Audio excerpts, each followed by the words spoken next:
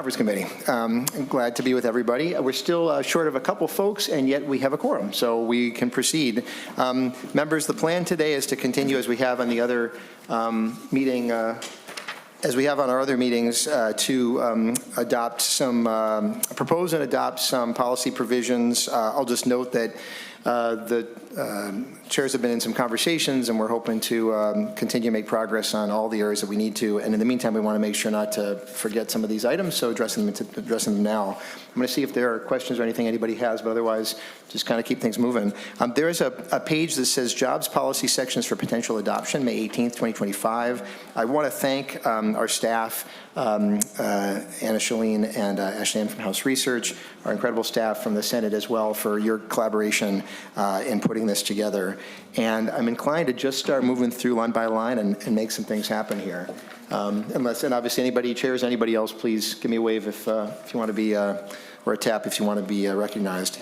Chair Champion, please. And Mr. Chair, I think that sounds good. And what we had before is that you had staff kind of go through each line, make sure that all is clear, and then at the end, if there are no concerns, then there would be a motion in order to adopt the entire page. I appreciate that suggestion, Chair Champion. That makes a lot of sense, and the reminder you've provided. So we'll go through each line, discuss them, make sure we've got informal agreement, and then get some formal agreement. So the first line, the R2, I'll direct Ms. Shalene if you can remind us. I mean, I guess it's described pretty well here, isn't it? Pretty straightforward. Maybe we'll just do that. And we had a bit of a discussion about this the other day. I think the proposal would be to just keep the House language for simplicity of allowing commissioner or designee to be on the Job Skills Partnership Board. If that's okay, Chair Baker. Mr. Chair, I'll go ahead and adopt the R2 as presented. Okay, good. And actually, I think, Chair Baker, sounds like we're going to do the whole thing at the very end for a formal motion. No, but I appreciate that. I want to do my job in helping you out, Mr. Chair. No, thank you so much, Chair Baker. So members, any questions or concerns about that first line? Not seeing any. Move into the second line. Any concerns or questions? Again, we discussed this as well. The Community Wealth Building Program, Senate language drops the minimum loan amount from $50,000 to $10,000. Are we seeing questions or concerns about that one? Not seeing any. Moving on to the R62 page. The House language currently redirects some funds, $400,000 that had been appropriated to Kajug for Somali festivals. The Explore Minnesota, requested Minnesota Humanities Center be replaced, or the funds go to Minnesota Humanities Center. Members should have, I believe, revised language to do that, perhaps. Oh, no. It's just such a simple change. We would direct staff to make the necessary technical change necessary to match the description. Do members have concerns or questions about that? I'm not seeing any. Moving on to the R63 page. We discussed this a bit the other day about the online hospitality program and described some of the reasons that outcome reporting would not be required. I'll note we also learned some things about the outcome reporting online, and the information has to be put in. We'll want to explore that. But in the meantime, any concerns about adopting Senate language on R63?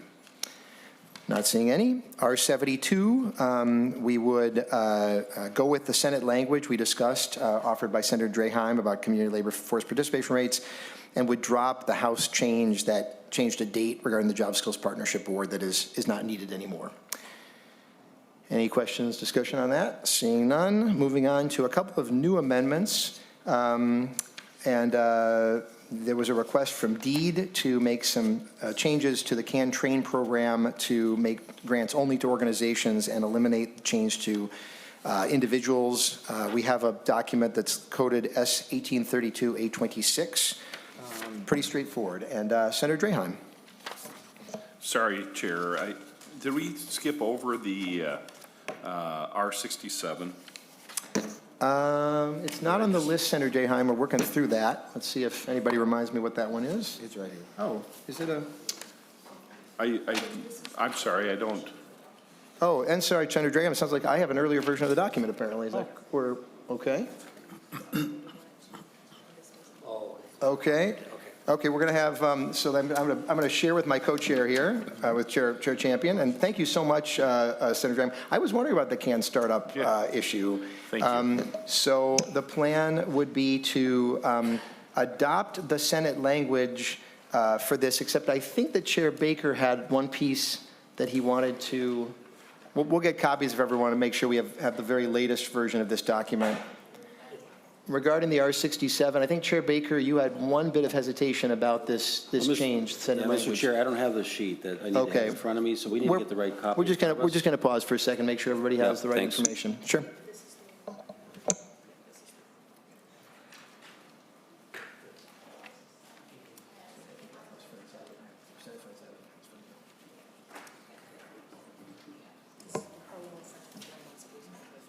So I think our Senate friends have the right one, or the House is catching up, which occasionally happens. And then can we Chair also Chan- simultaneously, Chair, Mr. Chair?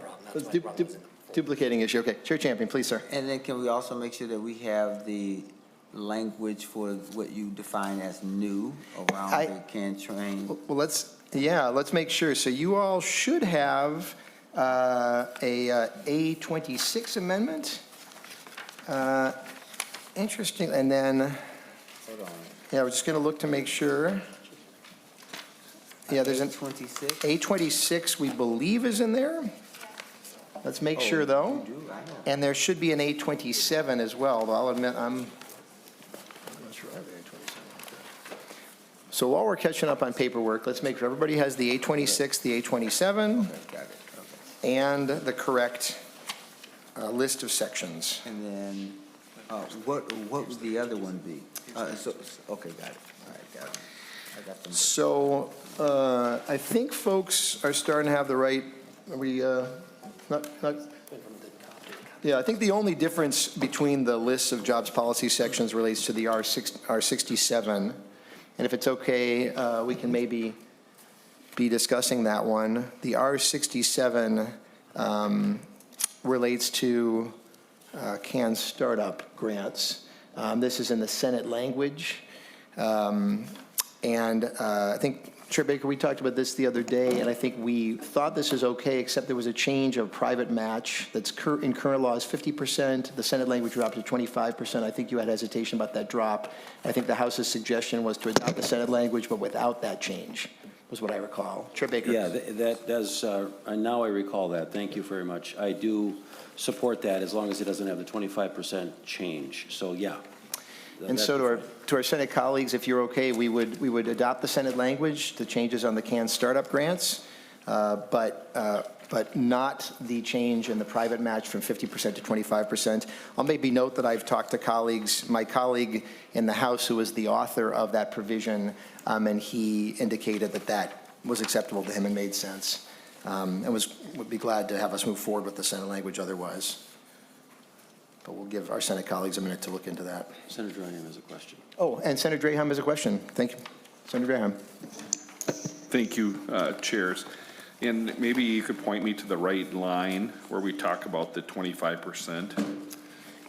Thank you, Chair. Thank you, Senator Draheim. We'll see who can give that to you first. Mr. Chair, it's on, Thanks, Ms. Carlin. it's on R67 at line 89.14 and 89.15.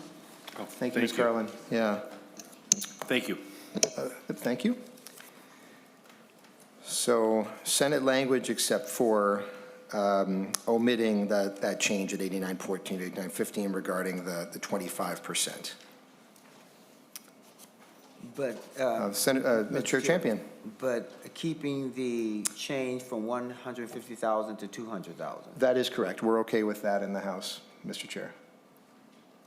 It would be And just. then would you reinsert the old language? I necessarily assume so. Yes, Mr. Chair, yep. So so line 89.14 would read $200,000 if state contributions are matched by an equal or greater amount of new private investment. Concerns from Mr. Chair, is that seeming okay from the Senate side, do you think? I don't know if folks. Any objection from the Senate side? Senator Draheim or Senator Mohammed or anyone? Senator Draheim. I just expressed some concerns last time, but if everybody else is fine with it, I'm fine with it. Okay, thank you, Senator Draheim. Okay. So then we'll be okay with that change, it Okay, sounds like. thank you, Chair Champion. All right, so we've got that as an informal agreement. Moving on, we had discussed the R72, and so moving on to the first new item, which is the A26. This would This was a request from DEED to modify the CAN Train program to only make grants to organizations and not individuals. I will say we've looked into this on the House side and are comfortable with this change. And so we'll see if folks have questions on the Senate side. And Mr. Chair? Yeah, Chair Champion. Just so while you are talking about that, members of the Senate, it would just delete anything that refers to an individual being eligible who is, at least 21 years of age or older. And what the amendment also does is strikes the language grants to individuals in order to make it consistent with the fact that these grants will only be given to organizations as opposed to individuals in their individual, to individuals. Any concerns about that from the Senate side? I see they're on their telephones, so perhaps that is a way of telling me that they... Senator Mohammed, okay. Senator Mohammed? No? No, I was just reading the paper. Oh, reading the... Okay, got it. Any other concerns? Champion. Okay, I think we're all good, Mr. Chair, I think. Yeah, that's fine. Okay, great. All right, thank you. So then we'll assume the 826 is okay with folks? Yes. The 827 members consists of 5 requests from DEED for extensions of 2023 appropriations. Folks should have the document and an explanation, kind of a summary on our sheet here. Questions? I think outside we've had some discussions, and this seems okay to us, and just seeing if Seems okay to me as Mr. well. Chair is okay with you too. Okay, good. We'll plan to do that. Moving the R85, R88, that moves to the labor side of the bill. This leadership agreement required the fees, construction code licensing fees, to be part of the bill, and so the thought is that we would adopt this since that is in fact required. And so House is okay adopting the Senate language on that. And so Chair McEwen, you're good with that, I assume? Thank you very much, Chair. I just wanted to make sure for the record that as I understand it, and perhaps staff can add to what I am about to say or correct it if I say it incorrectly, but there remains still some discussion around the manufactured or modular home fees, and so that piece is not contained in what is before us. And I just want to make sure that's on the record and clearly stated. Thank you, Chair McEwen. Our staff is not as Micheline. Chair and members, yes, this item includes only the DLI fee increases that are not related to manufactured homes, and it does not include any of the manufactured home technical language. Good. And I think, Chair, there's just still some conversations and work that are going on about that. I'm Chair McEwen. Chair McEwen? Thank you, Mr. Chair. Yeah, that's my understanding as well, is that there are discussions ongoing, and the commissioner is here, and I know that DLI staff are here. If there's anything they wanted to add for the record, we can. If that's not necessary, that's fine also. I just wanted to make sure that if anything does need to be added, that we're comprehensive. Commissioner? Certainly, yeah. Commissioner, come on up. The Chair McEwen calling you. So as you settle in, please identify yourself. I'm glad to have you. Thank you, Chair Pinto. I'm Nicole Blisaba, Commissioner of Department of Labor and Industry. I am happy to report that we have reached an agreement on all of the language related to the manufactured homes, including the technical language. So we have, I believe we've provided that to nonpartisan staff, but the MMHA is also here if you wanted to hear that from them, but we do have agreement on the language. Thank you. I think the thought, though, was to kind of have a chance to review a bit. I think we're not quite ready to move forward on that right now. I'm looking at Chair Baker and others. So, but thank you. And Senator Draham, you had something? I think I shared the amendment with staff that I received from some stakeholders. Excuse me. I just want to make sure everybody has a chance to review it, so next time we do meet, if there are any questions, we could be proactive. So if that hasn't been passed out, maybe we should email it to all conferees, so we're all on the same page. There's Thank you. certainly more work to be done beyond today, so let's make sure staff can get your language to members, and we'll do the same manufactured home and the other things that we need to work on.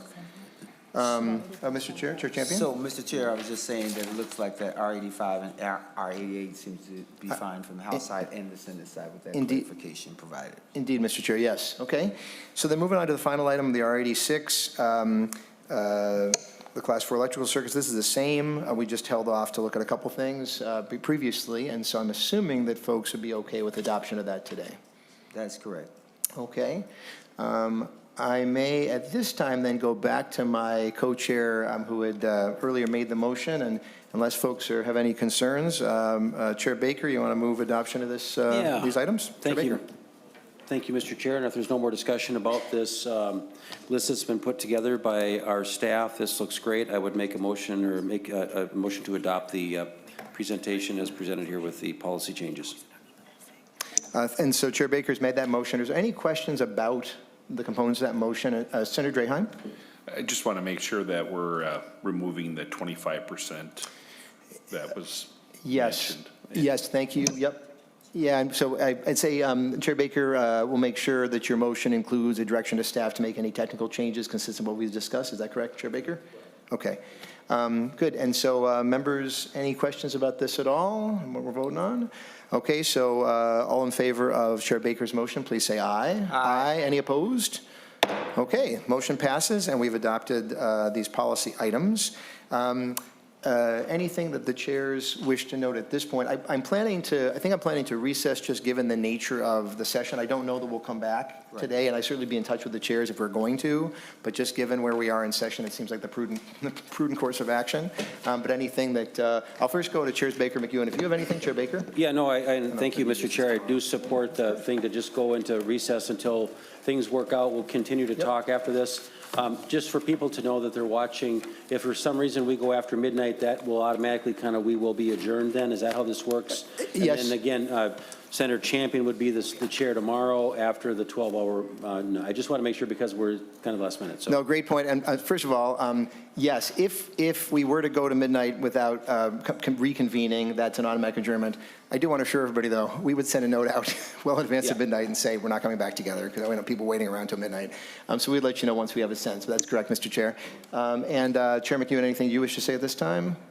No, thank you very much. Okay, thank you. And then Chair Champion, you will have the gavel tomorrow. Things are fluid, but if there's anything that you wish to say, Mr. Chair. The only thing I would say is that we're looking at 1 o'clock or to the call. We'll convene at the call of the chair. So then that way, if we are in session or something like that, we'll at least give you 30 minutes notice, but we'll talk to you all ahead of time just to make sure that the time, whatever time that we come up with works. All right, well, thank you, everyone, for all the work. With that, the committee stands in recess.